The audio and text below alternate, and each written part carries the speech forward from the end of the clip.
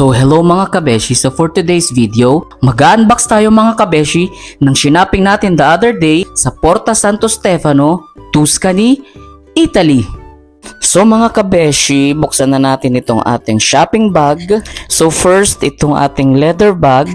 And then next, meron pang small bag. I think this is some magnet souvenir from Santo Stefano. So ready na ba kayo mga kabeshi mag-unboxing? Huy! For the go! So first impression mga kabeshi, it looks simple and elegant. And I really love the color of the leather. Very aesthetic. And then it has one compartment, ayan. So, tanggalin muna natin itong mga papel-papel na nakalagay sa loob. And then, mga kabeshi, it has also a pocket, ayan. It's very spacious. So, you can put your wallet, credit card, then with magnet siya, ayan.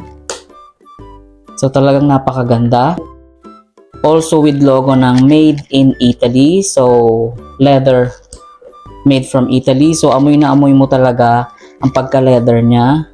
So mga kabeshi, makikita mo talaga yung magandang stitches niya na talagang pulido. Ayan, every corner from top and bottom. You can also notice din mga kabeshi yung stitches ng strap niya. Napaka-perfect talaga, like ng relationship mo. Charis!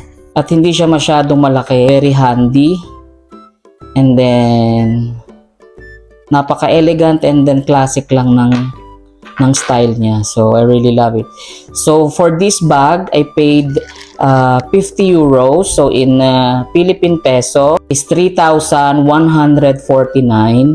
So, medyo may kamahalan pero sulit naman kasi good leather naman siya. So, ganito siya mga kabeshi pag isinuot nyo. Ayan.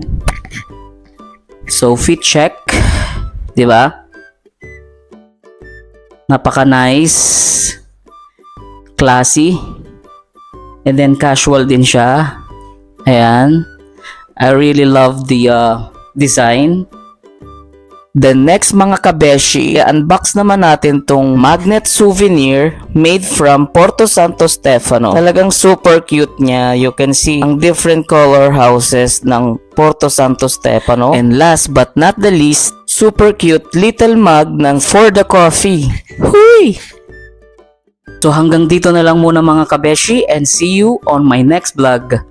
Ciao!